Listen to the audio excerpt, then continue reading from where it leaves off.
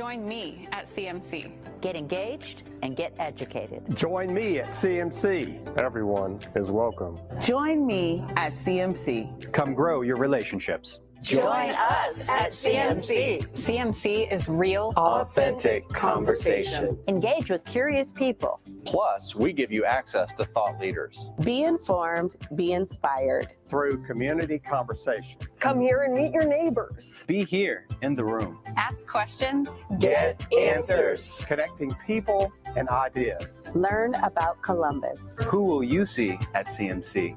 Join me at CMC. You're invited. Watch us on live stream or in person. You're invited. Join the conversation. You're invited. Welcome to CMC!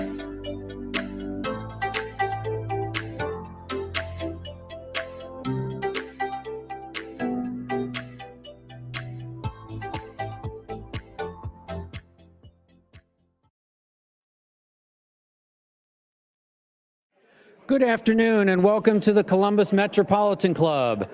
Founded in 1976 by 13 visionary women's leaders, CMC's mission is to connect people and ideas through community conversation. To carry out its mission, CMC explores public policy issues, current events, and lessons in leadership every week. From its beginning, CMC has welcomed everyone. I'm Doug Buchanan, Editor-in-Chief of Columbus Business First and a member of the CMC Board of Trustees. I'm also proud to be the chair of CMC's Program Committee, which is our editorial board. Let's begin by meeting our newest CMC members. Please welcome Carol Argiro with Groundwork Ohio, Mary Noel Moore with Dawson, Gerald Maloney with AEP, Tyler Bagdasarian, Robert Fry, and Jan Quatman. If you're in the audience, please give us a wave. Everybody else, let's welcome our newest members back there. If you're not already a member, you should be. It's easy, it's affordable, and you get a green name tag the next time you come. So I'm looking at you, Tyler. Please also take a moment to look at the back of your forum flyers. You'll see the organizations that provide the not-for-profit Columbus Metropolitan Club with half its annual revenue. To join these sponsors, please see Jane Scott over here or Lainey Cuthbert in the back. Lainey, give us a wave. Thank you. Today's live stream is presented by the Center for Human Kindness at the Columbus Foundation and by the Columbus Dispatch. CMC's partner in the Democracy in Crisis series is WOSU Public Media. Let's thank all of those supporting today's forum.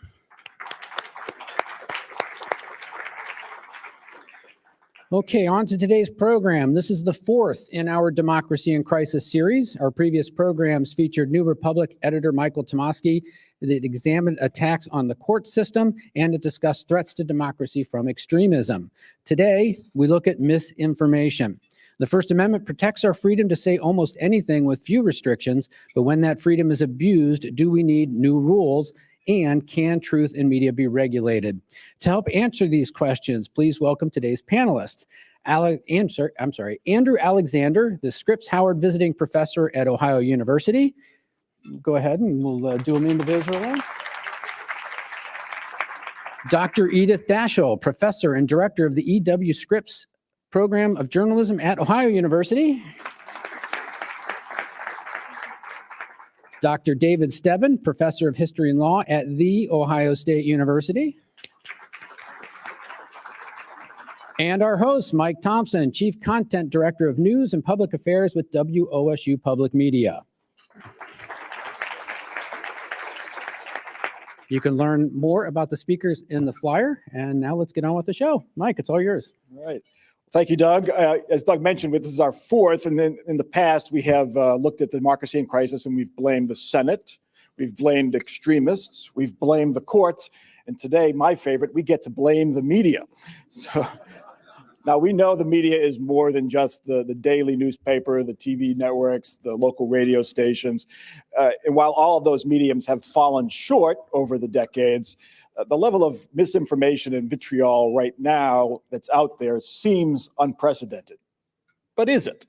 And is there anything we can do about it while protecting the sacred right to free speech that the founders put number one in the Bill of Rights and the U.S. Constitution? So before we begin, allow me to relay those 45 words of the First Amendment. Congress shall make no law respecting an establishment of religion or prohibiting the free exercise thereof, or abridging the freedom of speech, or of the press, or of the right of the people peaceably to assemble and to petition the government for a redress of grievances. Lots of run-on sentences in the Constitution, by the way. David Stebenne, founders put that first in the Bill of Rights and the First Amendment in the Constitution. It comes ahead of guns, which come in second. Did the founders feel that the freedom to practice speech and religion was the most important right when they were forming the Union? Am I on in terms of sound? Yeah. Good. Just want to be clear on that. I don't know. That's a great question. It's hard to know, but they did view it certainly as one of the most important to the functioning of a republic, right? And they wrote it in response to abuses during the period when the British government ran the 13 colonies. In other words, this was not a sort of list of things that dealt with hypothetical problems. The First Amendment is literally written in response to problems that the colonists had with the British government. Seditious libel, the notion that you can't say certain things about the rulers and you could be put in jail, et cetera, et cetera. And so your question took me a little bit by surprise because there's so much to the First Amendment. I'm sort of zeroed in on the press freedoms part for the moment.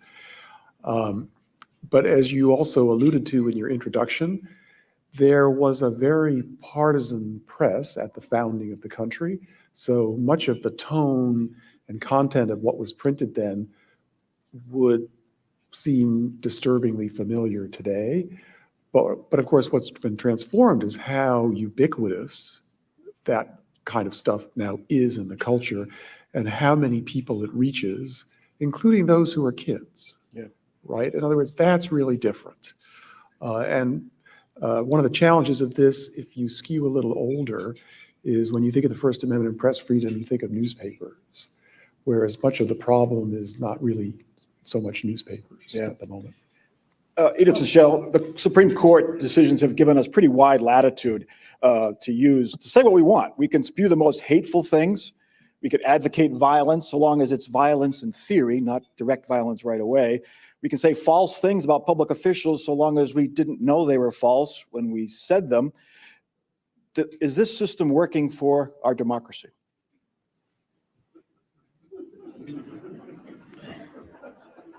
Well, I'll tackle that one by piggybacking on your first question. I tell my communication law students on the first day of class 2 things. Well, I tell them a lot of things, but the first two things I like to stress is that in case they're on a game show, the First Amendment isn't the First Amendment because they thought it was the most important right. There were 2 other proposed amendments before we got to the First Amendment, but those 2 weren't ratified. So it became the First Amendment by default.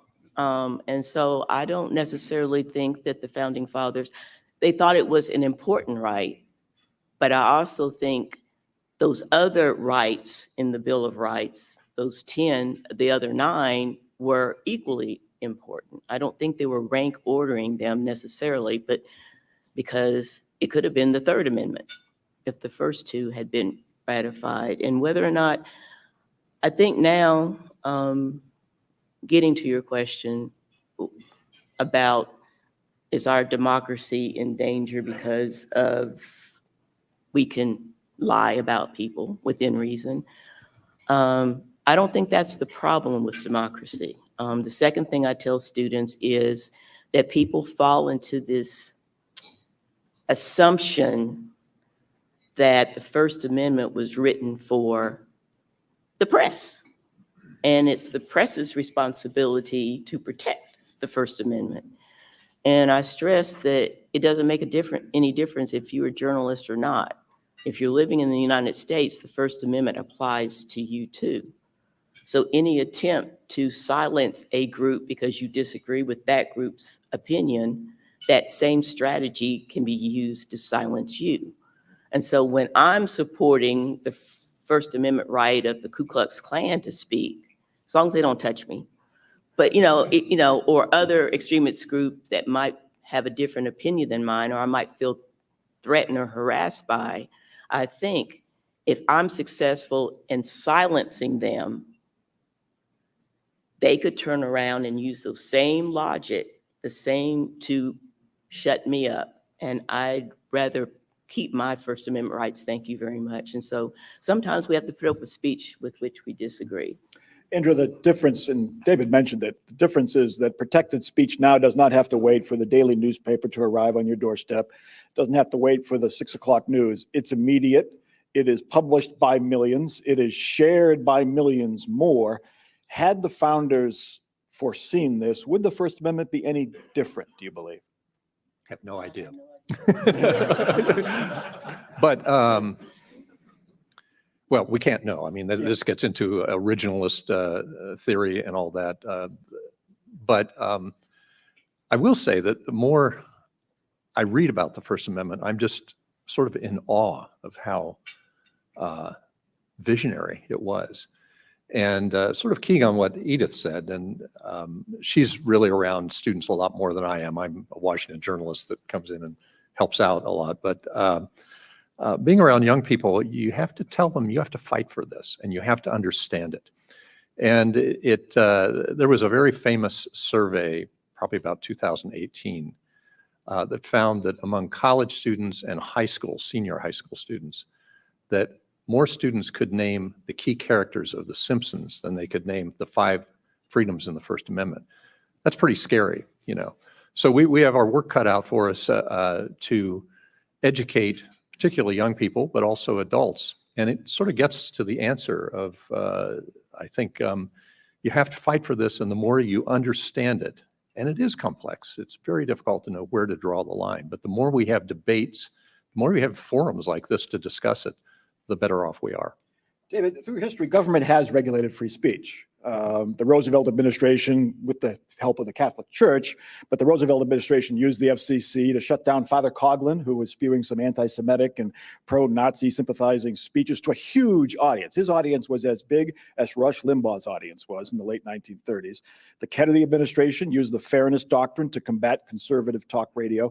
So that there have been restrictions on free speech. Were they correctly used? This is not new what we're talking about here. Well, again, a really big question, because over the sweep of American history, there have been some really bad examples. One thinks of the late 1790s and the Adams administration, basically going after the Jeffersonian opposition, jailing a newspaper editor and congressman, that sort of thing, putting them behind bars, all the rest. World War I. A very divisive event, in part because of what it meant for people of Germanic ancestry in this country, led to the shutting down of all kinds of German language newspapers and so on. So yes, one of the interesting questions about this is, to what degree should government regulation, increased government regulation, attempt to address this problem? And I think most of us would prefer to have people make good choices by themselves rather than use the arm of government coercion. Although, again, I may harp on this a little bit today. What troubles me the most is not so much adults, although that's a problem. It's the young, who tend to get most of their information in this very instantaneous electronic way and don't yet have the information base that enables them to choose wisely and figure out what's true and what's not true. And yet their capacity in some cases for doing very real harm based on what they've seen is tremendous in schools. In my day, people would complain that people my age got all their news from television and weren't reading newspapers anymore, and that was a danger to America. Is that any different from folks here? Although the TV news model of not to out you, Mike, is over 40. Just a little. It was 3 middle American, middle-aged, middle-of-the-road news anchors, not saying terribly different things each night. In other words, the amount of content in there that would send youngsters into a violent rage and go get guns, not really there. Very different now, right? And so, but the interesting challenge for me is what can be done as we enter a more pro-natalist era, where we seem likely to have, at least for a while, fewer immigrants and more people born in this country and therefore raised here. How do we create an environment, a news environment that is child and family friendly? And that will involve more, I think, than individual initiative. There's going to have to be a role for government in that. Eddith, can the market do that?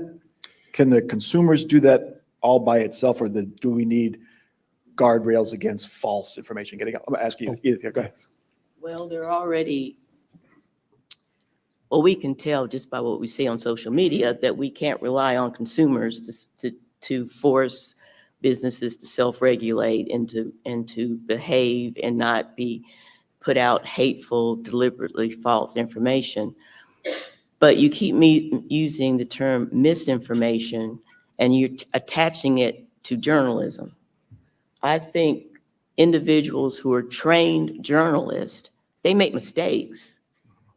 Sometimes they have to correct errors, but they don't deliberately share misinformation. That's not what they're doing. The people who are sharing the misinformation are those who don't understand the First Amendment, those who couldn't name the rights within the First Amendment, and that those rights also apply to them, as well the responsibility to that. There was never the assumption that the First Amendment is absolute. I mean, there are limits. What makes it difficult is this information is now being shared through the internet. And it's not just the United States conversation, it's a worldwide conversation. But should you regulate journalists more differently than you regulate average person expressing their right to free speech? No. Like I said, they're not the ones dishing out the misinformation. Yeah. That's a very slippery slope. You look in authoritarian regimes, there are countless efforts to license journalists. We do not want that. That is, the minute you start licensing, you are drawing a line as to whether someone adheres to your version of truth or journalism. I mean, it is messy, but it's what's wonderful about our country is that you can go up in your attic and call yourself a journalist and start blogging, and the market will essentially determine whether you have an audience or not. And if I could just briefly, we're getting into remedies here. There's no simple remedy to this problem of misinformation, but I'm sort of intrigued by the movement toward news literacy, particularly in schools. And just let me share one anecdote from just a couple of years ago. There is probably the gold standard for press freedom in the world is something called the World Press Freedom Index. Comes out every May. It's like 30 or 40 indices that rank countries on, do you jail journalists? Do you punish them for this or that? Do you have free expression?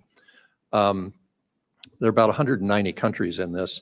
It will probably shock you. The United States is now in the 40s. We are, I think, under Trump, we were 45th. I think we've moved up to 43rd. So pretty terrible. So a couple of years ago, I was in Washington at a panel about the release of the new statistics on world press freedom. And it probably won't surprise you that the leaders were the Nordic countries, Norway, Sweden, Denmark, and all that.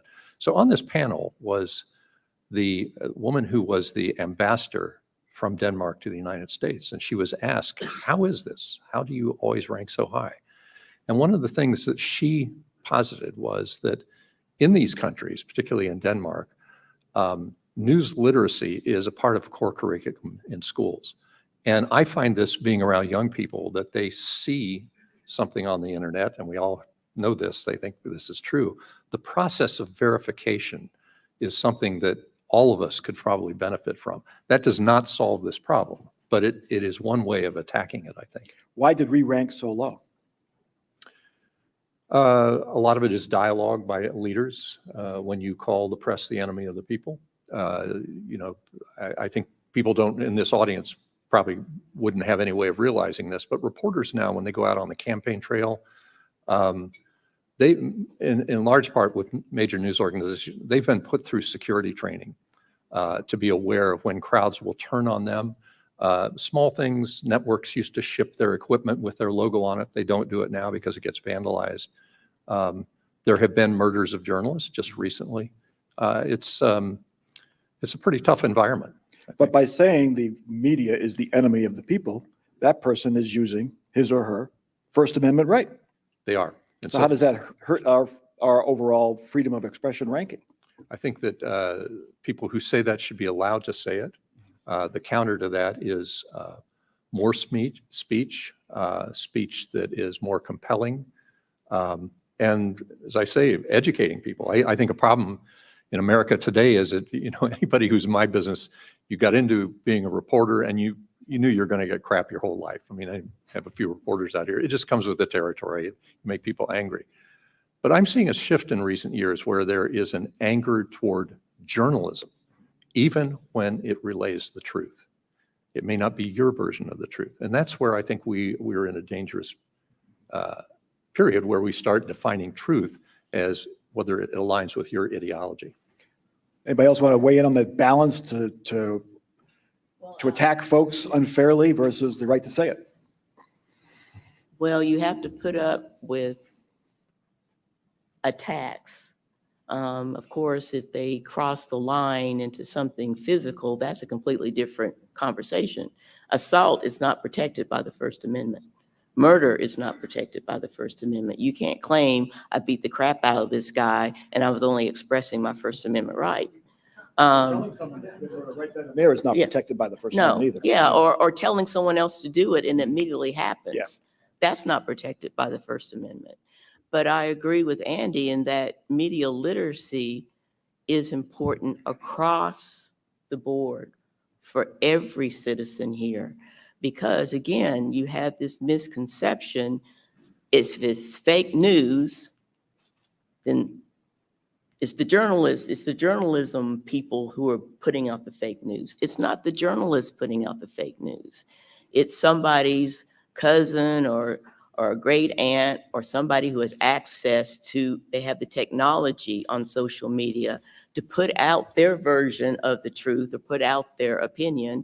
And sometimes they are trying to deliberately sway a group to believe one thing or another. That gets into the conspiracy theories. So I think media literacy, people understanding, how do you take that photograph and reverse search that photograph to determine whether or not that photo accurately, if it goes with that story, or if it was published 30 years ago and that individual is just using that photograph to provoke an emotion. Learning how to fact check on your own, to double check. There are many times when you see something and it's called, because you agree with it, then you automatically think it's true. David, is that realistic? I was told by somebody way back about how you design a website. He said web users are lazy, selfish, and ruthless. They don't want to look for stuff, and if they don't find it right away, they're going to go someplace else. Is it asking too much to ask people to do all this, to fact check what they read? I think one major problem is the total volume of information is so overwhelming that one common coping strategy is just to look at things that you basically are sympathetic to in the first place. And so there's less of this overall picture of reality and much more multiple selective ones. And you can see the problem with that. In other words, it would be good if there were more media literacy, but I'm not sure how realistic it is for the population as a whole. Yeah. And there are, in other words, if we just stay where we are, if nothing is done about this situation, other parts of the government and so on will likely act. And so the Supreme Court is one place, right, where increasingly the signs are that the majority on the court wants to make it easier to sue various kinds of misinformation purveying institutions. So, and possibly also legitimate journalistic ones, right? And if you don't like that approach, then you have to have something realistic instead. And I'm all for more education. I'm in education. It's my whole life in a way. But education alone, I don't think can cope with where we are at the moment. I think you could cope with some of it. I agree with you.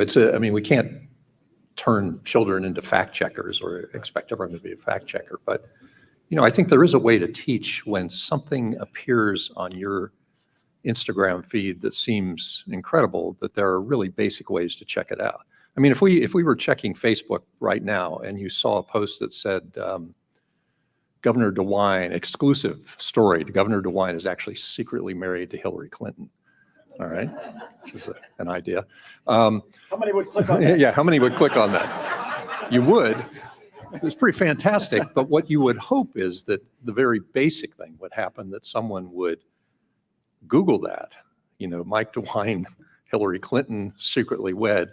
And if it didn't show up on the New York Times or the AP or something like that, pretty good chance you would know it's false. Now, the problem in the modern era is that misinformation like that Edith's correct. It's often not coming from the press.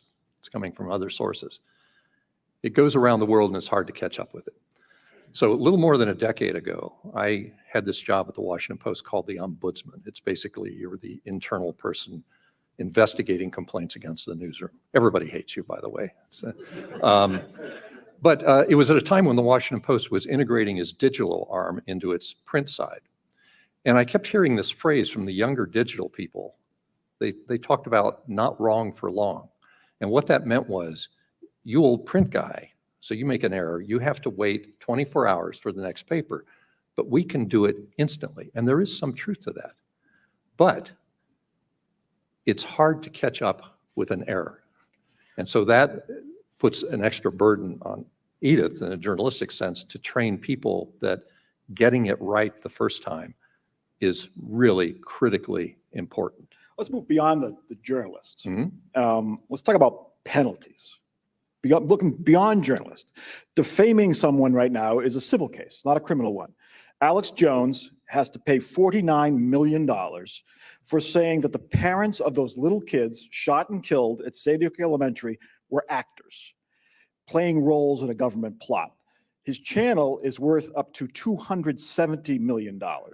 Even if he has to pay that $49 million, which he probably won't, he's still going to be a very rich man. Should he have to go to jail for profiting from those lies? Who's that directed to? Hey, you take that. Jump ball. Well, there's a lot of complexity in your question. You made it into a opener, a closed-ended question, yes or no. I don't think he needs to go to jail. I don't think, Is it not fraud? Well, if that was what he was charged with, was he charged with fraud? No, I'm just saying, but it's a Yeah, I mean, kind of fraud. because Sandy Hook, I think most people will agree it really happened. I mean, we watched the coverage, we watched the pain on these parents' faces, and to have somebody come out and say it was a conspiracy in order to attack the gun control lobby, well, that can be you can factually show that that is not true. So what he said did, in fact, cross the limit of what the First Amendment protects. So yeah, he should pay every dime. In order for him to go to jail, it'd have to be a criminal charge. He wasn't charged criminally. In civil court, you get money. You can't send someone to jail. And I think it would be very dangerous to put anyone in jail for an expressing opinion, even if they were lying about it. I think an important distinction about this case is that it would be one thing if Alex Jones once said, one time only, I heard that these are fabricated, this is completely made up. In this case, he repeatedly, against overwhelming evidence, was told, no, this was real, and kept going. So that's a pretty powerful case in a civil proceeding, I think. And I wouldn't send him to jail, but I think if they get a lot more money out of him, so much the better. And Mike, I think it's a very fine question because it's a reminder that one of the changes of the past 50 years or so is that we now have many more very wealthy people. And while I think most wealthy people understand that once you have all those resources, that brings with it increased responsibilities, there are some very rich people who are utterly irresponsible and who like to say things on the internet and in videos, again, aimed more at the young than the old, who can cause very real harm. And so it's not clear to me if the traditional financial penalties are sufficient to deter the behavior that we want to deter. So then the question is, what else do you do? Right now, the New York Times, Washington Post, NBC, NPR, WOSU, we face penalties for saying false things, for reporting false things, civil penalties, but penalties nonetheless. Twitter and Facebook do not face penalties if one of their users publishes a false thing. They try to monitor it and get it out. Should those companies, Instagram, TikTok, Twitter, Truth Social, Facebook, should they face penalties for falsehoods, known falsehoods, outright lies are published on their sites? And if I could jump in just to say one preliminary thing before the experts on journalism take over. The Supreme Court took this case this week. So this is not a hypothetical thing. The court is going to decide whether or not the Communications Decency Act of 1996, which shields social media platforms from suit, should be thrown out and therefore expose these folks to this. So having said that, what do you people who teach journalists think about this? I'd be very curious to hear. Well, the rationale behind that aspect of the Communication Decency Act is the argument that the internet service provider wasn't the person who posted the information. They weren't using editorial control. They weren't editors. They didn't write the story. And if you want to punish someone, you find the person who actually put the post out there, that the internet service provider is providing just an area for people to share. But it's difficult to do if that person has a different nickname or is anonymous. How can you find that person? Not even a person. Or it's not even Could be a a bot. person, correct? Yeah. Yeah. I think that's relevant right now in another way, because Elon Musk is it appears he's finally going to purchase Twitter. And of course, he wants to open it up. He thinks that it should be free for everyone. But you get into the problem of bots and how you monitor that, how you regulate it. Boy, that's a very tough thing to do. Very tough. Is it fair? I mean, how many users are on Twitter and Facebook? I mean, they try to cull out hateful speech and violent speech.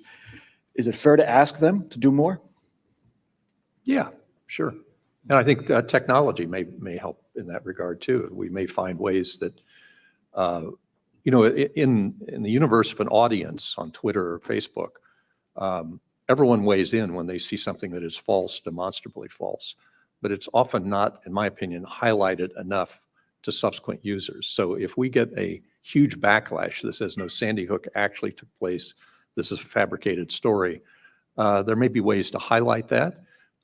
Different news organizations have sort of experimented with, based on your history of commenting, that they would put you in different channels. So if you were a person that is constantly violating policies on racism, misogyny, even you're coming in different email names, they will know, and they might put you in this channel, which we'll call it the sewer channel.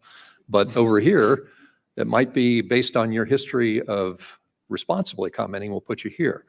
I'm kind of intrigued by that because it's a way of channeling speech, but not regulating it, not hindering it. So I think there are ways to experiment with that. The bottom line question is, who decides what's the truth? I mean, politicians stretch the truth, leave out inconvenient facts, but they don't outright lie for the most part. Alex Jones repeating that lie was certainly a lie. That's a pretty clear-cut case, but that's where the problem is. Who decides what's right and wrong? Does anyone have to? I mean, there's some things that you can definitively say that is a fact error. That did not happen. It happened differently. But we all base our reality on our opinions on that information. So I don't think there should be one person or one group of people deciding, yes, you can say that. No, you cannot say that. That's censorship. That does violate the First Amendment. And one of your questions sort of referred to, should we revise the First Amendment? In today's environment, I would be very afraid to try to revise the First Amendment because we may not end up with a First Amendment at all. And then you have to remember about the history of the internet. I mean, the internet was created and developed. The first people who were using it were researchers in the military. I don't think those who first developed the internet ever expected it to be part of popular culture. And the way it was designed so it could not be regulated. There's not one place you can go to, Internet Central, and shut it down. And again, now we're not talking just about the United States, we're talking about the entire world. So when you get into international issues, and some of the misinformation is coming from other countries. No, I don't know the answer. Yes, it's very complex to solve. I think having media literacy, I'm going to still stress media literacy is important. If more people at least understood that not everything that they see on the internet is real, then let them decide if they choose to want to believe it or not. Yeah, there are probably technical ways to do that. But I would be very leery of trying to fine tune or change how the First Amendment is. David, you mentioned that civil penalties might be enough. Is there a danger? I mean, I'm a First Amendment purist, pure and simple. I mean, I don't want to mess with it either, but is there a danger of doing nothing? Maybe not changing the First Amendment, but increasing regulations on internet companies or looking at the fairness doctrine again or things like that. I do think there is a real danger in doing nothing in the sense that something is going to happen. And in terms of changing the First Amendment, the polarization of the country is such that the Constitution at the moment is not amendable. In other words, getting the supermajority is required to make changes. But so there's only one other way to change the US Constitution at the moment, and that's through creative reinterpretation by the Supreme Court. And that is a growth industry. And so how would you do that with respect to the First Amendment? You would revisit New York Times versus Sullivan.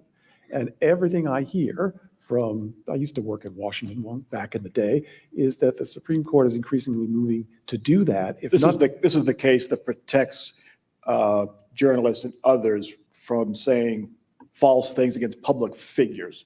And you have to show malice, actual malice, right, before, even if you said something false or published something false. It provided an enormous amount of protection for news media organizations. It's a landmark ruling in the 1960s, and some legal historians argue that really our current definition of press freedom under the First Amendment, more than anything else, stems from that decision.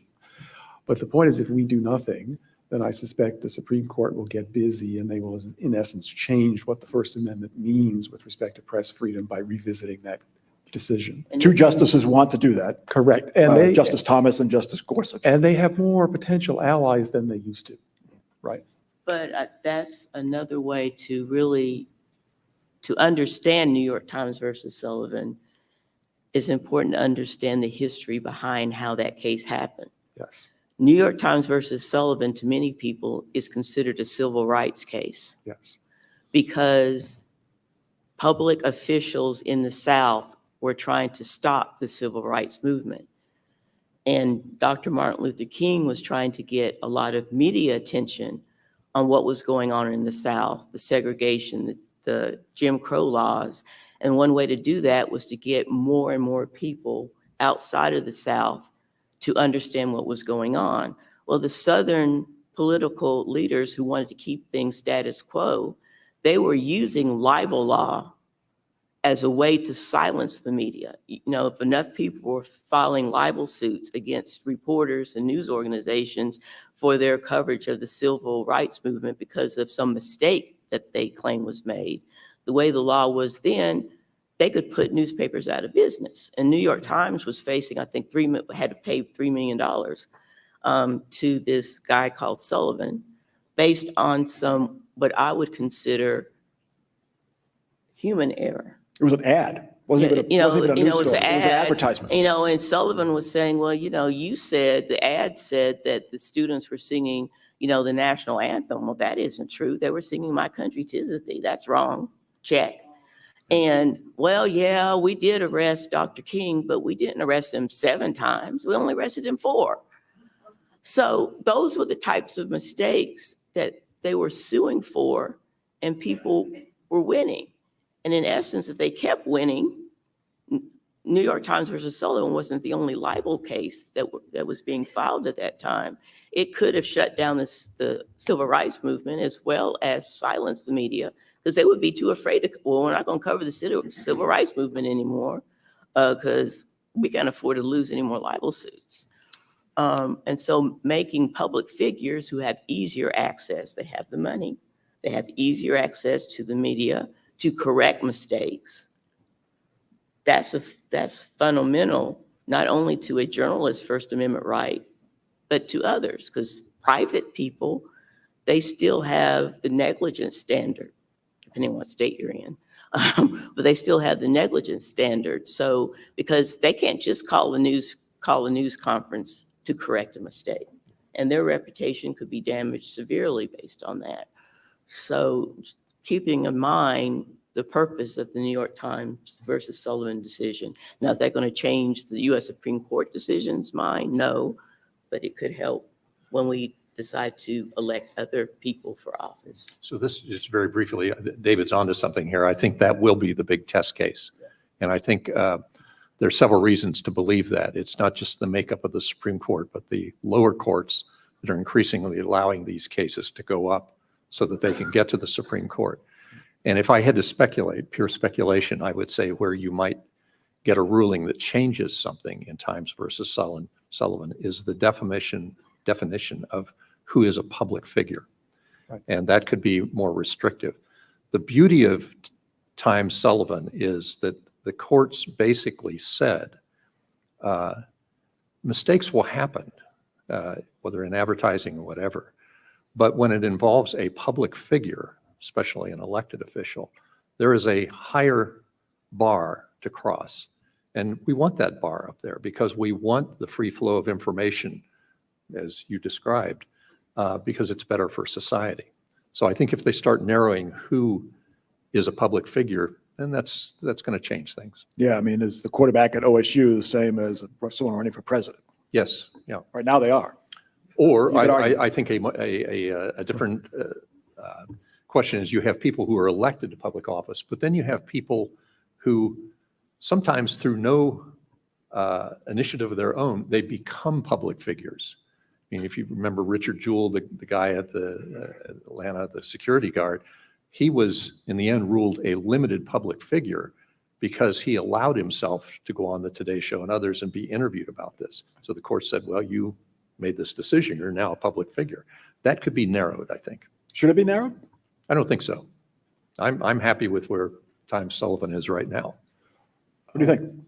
Well, I think the likelihood that it will be narrowed some is high, especially in that public figure area. What makes me nervous is what you've already alluded to. If nothing much changes, then the likelihood of bigger changes grows, which I would not want. And if I could just add, you asked about the private sector. I write a lot about the period from the 1930s through the 1960s, and there was more censorship in American life then because it was viewed as child and family friendly. But how was it mostly achieved? Not through, in the national security realm, by the government itself, but mostly it was achieved by the government prodding the private sector to regulate itself more intensely. And so the motion picture production code, things like that. And so that would be, to my mind, a more constructive approach. In other words, the leaders of the various social media platform companies getting together, perhaps prodded by the specter of a federal law they're really not going to like, to come up with something that regulates themselves better. And I think that would fit better with American traditions, be more durable, lasting, and so on. Because one of the things that's great about where we are now is there are so many more voices that get expressed, and not just bad voices, but all kinds of different voices that didn't used to be there.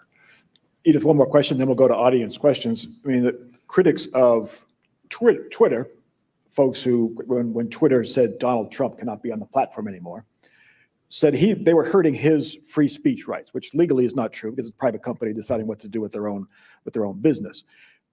Should companies be precluded from limiting free speech from folks like that? No, I don't know. I think that's going to help if private companies can control what they know is deliberately false information, the fake news, attacks on people because of their race, ethnicity, sexual orientation. If private companies can do that, self-regulate, that will prevent the government from stepping in, trying to regulate. And that's what happened with prohibition. I mean, the government tried to control what you could drink, liquor, and that was that failed miserably. It was an amendment to the Constitution. They repealed that puppy, right? And so the liquor industry, after that, they said, we don't want to go back to that again.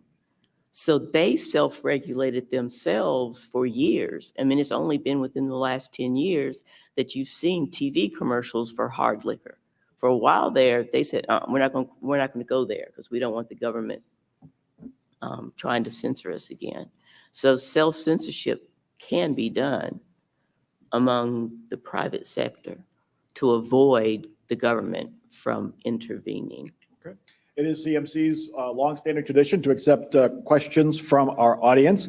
Lenny Cuthbert is taking questions from our live stream, and we urge you, if you have a question, to approach the microphone. We ask you to make sure they're a question and avoid long speeches and political statements and all that stuff so we can get to as many questions as we can. Lenny? Online questions. I'm going to combine the first two.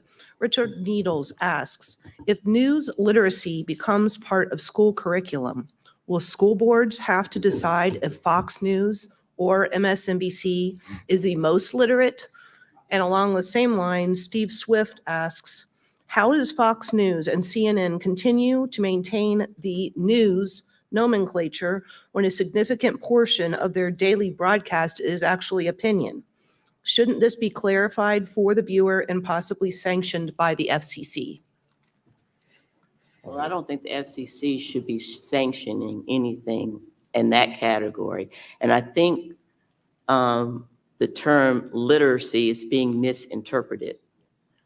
I don't mean that people are making judgments on whether something's an opinion or a fact, and if that content can be controlled. It is educating people to be more aware of that content and to decide for themselves if it's something they want to believe or not. Just getting people to understand how social media works. There's a big difference between social media and the traditional news media. And the line is blurring. They are confusing their grandmother's 90th birthday tweets with something that is tweeted by, the New York Times, the Washington Post. So it's just being more aware of the content.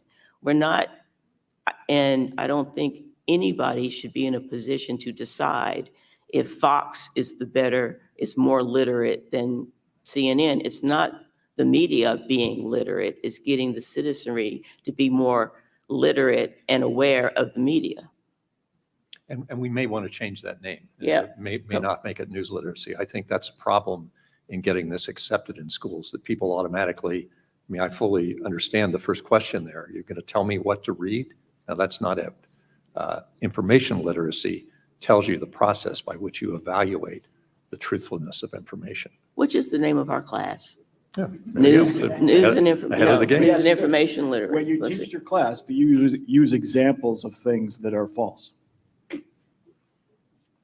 Well, I don't teach that class. Okay. When your professor teaches that class, because here's the slippery slope. But when I teach, currently I am teaching a Future of Media class, 157 first-year students. And we talk about being more information literate. And I bring examples of things that are false and put them up there, use the technology and show them, and we can talk about how can we figure out what about it is false. One of my favorite examples that I just came across this year, let me get the story. Target had to recall some of its cookies, its cookie brand. And whoever wrote that story said, oh, this is a really good cookie story. Target has to recall a particular brand of cookies. We need a photo of cookies to go with this story. So what photo did they select? A photo of Girl Scout cookies. They weren't in the box. They weren't in the box. They were lined out, but you could tell that you knew what that Samoa was. And you knew what that Thin Mint was. And you put that photograph with the story about Target's recall. It leaves the false impression that Target was recalling Girl Scout cookies when that wasn't the case at all. But that's an easy one. What if Fox News puts up there that Joe Biden is responsible for $5 a gallon in gas, and gas is $3.50 a gallon now? But are they stating it as a fact or are they stating it as an opinion? I know, but as you teach the class, if you use that example, are you not telling the class, don't trust Fox News? I never say that. Okay, all right. No, I don't. Okay. So y'all putting words in my mouth. No, I'm just saying it's a complex issue. That's why we're here. Yeah. I put up examples, but I never say that X news station is wrong and this station is right, because I've seen problems with all the media. Mm-hmm. When I teach a writing class, I try to get students, don't use any adjectives or adverbs. use strong nouns and verbs. That makes the story more balanced. But I'm hearing more and more anchors when they're ad-libbing, using a string of adjectives that 20 years ago we wouldn't have allowed on the air. They could have gotten fired for that. But society has changed. But no, I don't advocate one political position over another or one news organization over another. Go ahead. So my question, Jane Scott from the Metropolitan Club, my question is related to that question, and I'd like to string this out a little bit longer. Is there an opportunity for the FCC or Twitter or probably more television and radio news to have to overtly distinguish between their news broadcast and their editorial content? Like they used to do in the good old days. Yeah. Because to me, that's the biggest source of misinformation. And if you want to call it media literacy or information literacy or whatever, that, you know, I was at a family event this past weekend, and the stuff that was coming out of people's mouths that they clearly thought was news was clearly they had learned from some opinion and some editorial content. It had nothing to do with the news of the day. Well, at the core of a lot of this is that ideology has become a business model. And you see it with Fox and you see it with MSNBC. And just my personal view is that I think that we in news media have not particularly broadcast, but even as I go on the website of the Washington Post at times, I think we don't make enough of a distinction between that. And if you look at, for instance, if you look at MSNBC and you see a news program with Andrea Mitchell at noon and then occasionally handing off to people who are commentators, I think understandably, and I'm sure this is true of many of you, you're wondering, where do they draw the line? I mean, are they talking about slanting the news this way? I think, to my mind, it would be much better to draw very clear lines of distinction. But I would also add, if we got into news information or literacy or information, that's something to teach people too, adults and children, that make that distinction. Most people do not, even when reading newspapers online. They don't see that opinion label. They think it's just an extension of the news side. From Bill Lafayette online, many national politicians are echoing the false narrative of the stolen election. I worry that this is doing lasting damage to the electoral process. How do we respond to this with regards to the First Amendment? David, I'll let you take that one. Right. Well, I teach modern U.S. political history at Ohio State, and I talk to a lot of students who like to talk about this issue. And you can make more sense of this than sometimes is the case. In other words, the most interesting discussions revolve around how much easier it was to cast a ballot absentee in 2020. And because of that, we had the highest turnout in the history of the country in terms of the fraction of adults who actually cast ballots. And when you prod the better students to talk about this, it becomes a debate about whether or not it was necessary to so greatly expand sort of no excuse absentee voting. And the assumption on the part of those who didn't like this was that if you hadn't done that, because it really wasn't necessary, an overreaction to the pandemic, then the electorate would have been somewhat smaller, more normal, and the incumbent would have been reelected. And that is an interesting discussion to hear people have, right? In other words, that is not the simplistic one that one hears on the internet.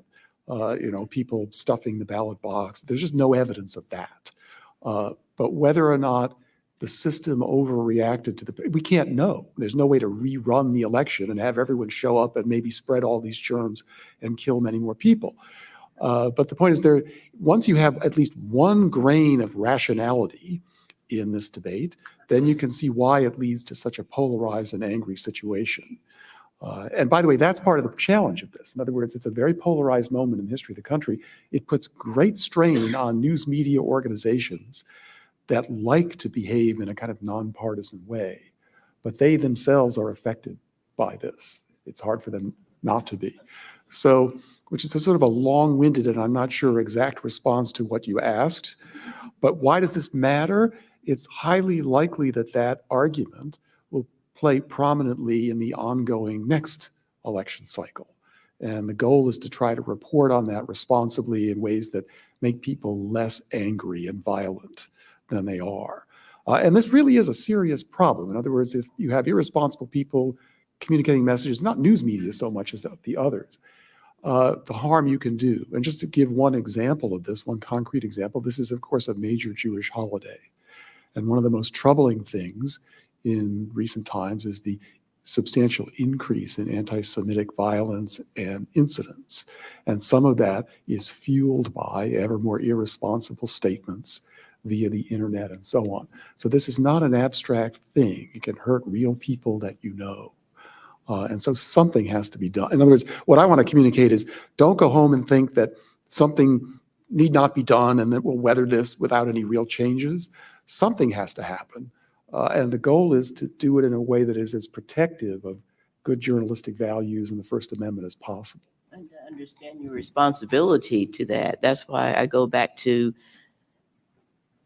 people blame the media for all the misinformation and they think it's the media's problem to fix, when all of us have a responsibility to protect the First Amendment by adding more truth to the conversation, by being more careful about what we share with our friends, how it spreads.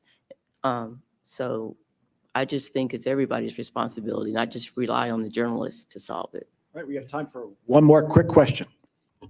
Hi, Lucia Lynches, Ione, Ohio. A really fascinating discussion. I guess I'm kind of thinking about sort of the disconnect between, on the one hand, we don't want to silence the Alan Strodeses of the world because of the First Amendment, right? But on the other hand, we don't want them to profit. And, some of these platforms have made noises in terms of like, oh, we're going to stop this. But, they also profit from these kinds of things and they get more likes and views and, their whole business model is kind of keeping you engaged, if that makes sense.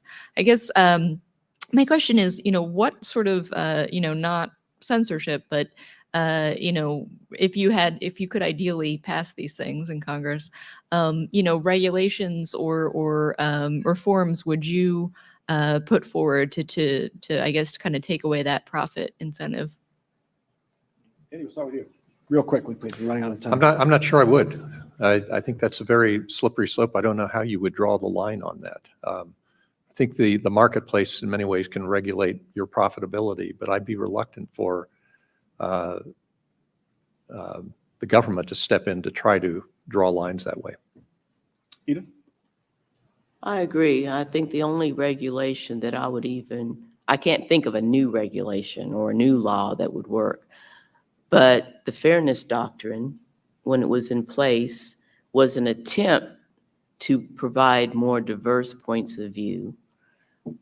But some people think that backfired on us when the FCC repealed that. And then you had more different types of talk radio that were geared at one particular viewpoint while ignoring other viewpoints. But the government passing a law, that would be the last thing I'd want to see. And I don't know if it would be enforceable if we're talking about the internet, because again, it's a worldwide conversation. David? And this takes me back to a conversation I had with Mimi Dawson in the mid-1980s when she was an FCC commissioner appointed by President Reagan. And she was an utter enthusiast for the free market approach. And I once asked her at a lunch, are there, what about very violent and disturbing things that could end up? And she said, oh, there are just some things no one wants to see. And I think what's happened over the past 40 years, it's become clear that there are things that are really bad that still find an audience and do social harm. So even though the free market is good in a variety of ways, you can overdo that too. And that's where we are at the moment. So how to sort of deal with that problem without overreacting, that's the challenge. And I don't have any more specific answer than that. All right. Well, thank you very much for a very interesting discussion. Doug, back to you. Okay. Well, I hope you found today's forum inspiring, uplifting. I'm not real sure how to describe that, but thank you for today's forum partner, WOSU Public Media. Thank you to our online virtual seat patrons and to the Center for Human Kindness at the Columbus Foundation and the Columbus Dispatch for supporting today's live stream. Special appreciation to today's speakers, Andrew Alexander, Eddith, Dashiell, David Stebenne, and our host, Mike Thompson. Another round of applause for all of them. Thank you. Please make plans to join us next Wednesday. Franklinton, from flood wall to future, is the topic next week. That's going to be a good one. Thank you all for joining us today. We couldn't do it without you. We'll see you next Wednesday. Have a great day.